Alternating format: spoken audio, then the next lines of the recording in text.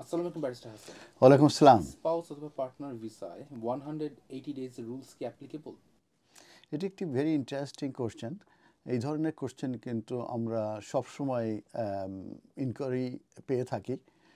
যারা স্পাউস কিংবা partner of A British citizen কিংবা সেটেল পার্সনের যারা এন্ট্রি ক্লাস নিয়ে যারা এই দেশে আসে, তো তারা মূলত সবসময় একটা ভয়ের ভিতর থাকে যে 180 ডেজের যে অ্যাবসেন্স ইন এনি 12 মান্থস, সেটা কি এই যারা স্পাউস ভিসা কিংবা পার্টনার হিসাবে যারা এন্ট্রি ক্লিয়ারেন্স নিয়ে আসে কিংবা এদেশ থেকে যারা সুইচ করে তাদের জন্য এটা অ্যাপ্লিকেবল হবে কি না। তো ইউকে ইমিগ্রেশন ক্যাটাগরির অনেকগুলো ক্যাটাগরিজ আছে।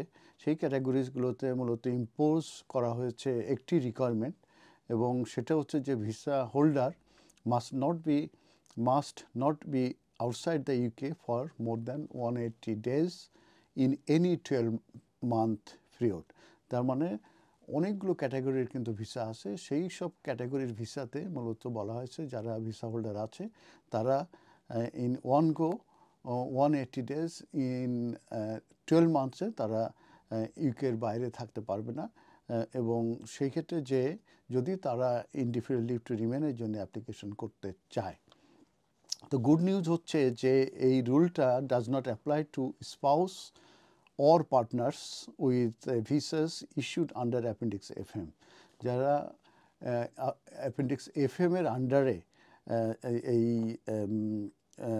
স্পাউস ভিসা আছে কিংবা পার্টনার ভিসা আছে অলরেডি ইউকেতে, তাদের জন্য মূলত এই রুলসটা মূলত অ্যাপ্লিকেবল নয়। এবং এটা based on the volume of inquiry. আমি যেটা বলেছি, আমরা কিন্তু আমাদের ফার্ম অনেক ইনকোয়ারি পেয়ে থাকে, তো সেটাকে মূলত ক্ল্যারিফাই করার জন্যই আমি আজকে এই ভিডিওটা করেছি। এবং সেক্ষেত্রে আমি যেটা বলতে চাচ্ছি যে পিপুলরা কিন্তু অরিড, they may have spend two month, তারা খুব বেশি সময় হয়তো ইউকের বাইরে তারা ব্যয় করেছে কিংবা থেকেছে, এবং তারা জানে না যে এটা কি তাদের যখন আইলার জন্য অ্যাপ্লিকেশন করবে তখন এটা নেগেটিভলি ইম্প্যাক্ট করবে কি না। তো এবার আমি আসি যে লিমিট ফর স্পাউসেস, এই অ্যাবসেন্টটা কি স্পাউসদের ক্ষেত্রে আছে কি না। You won't find a rule, এখানে কিন্তু কোনো রুল নাই that a person holding A spouse partner visa under appendix FM should not be absent from the UK for a certain number of days.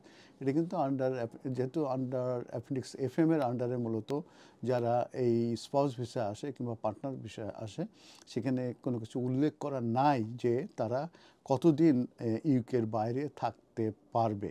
কিন্তু এর অর্থ এই নয় যে সে এই রুটটার কারণে সে দীর্ঘদিন ধরে মূলত দেশের বাইরে থাকবে, এটা কিন্তু আবার এক্সপেক্ট করা হয় না।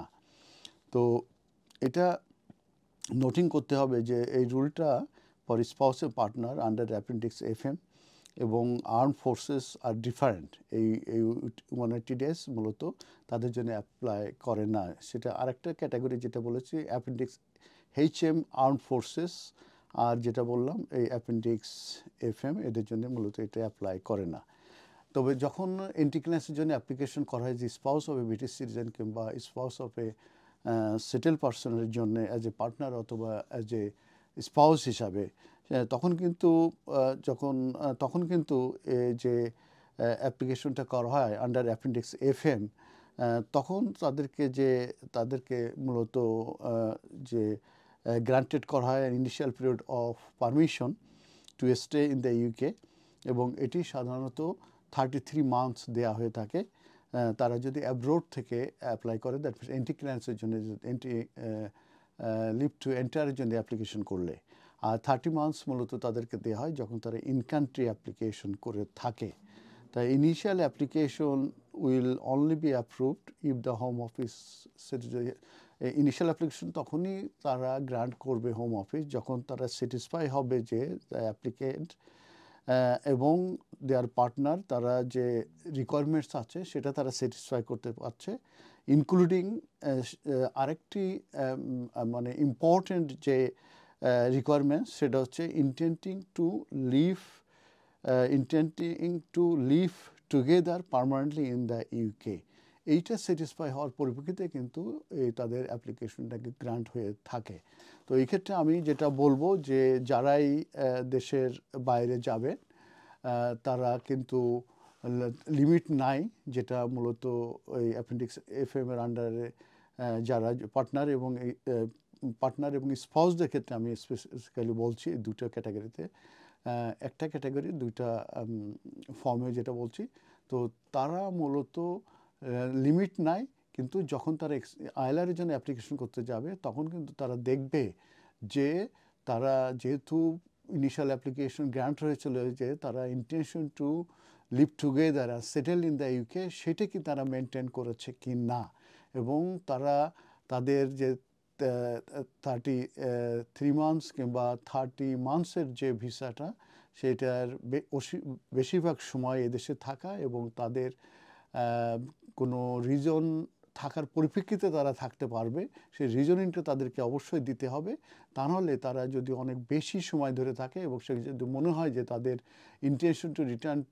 ইন্টেনশন টু লিভ পার্মানেন্টলি, এটাই যদি কোনো রকমের সন্দেহ হয়ে থাকে তখন কিন্তু সমস্যা হতে পারে।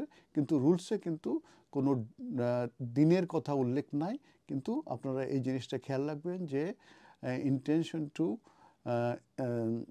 Settle and live together in the UK, তাহলে আর কোনো সমস্যা হবে না। ধন্যবাদ।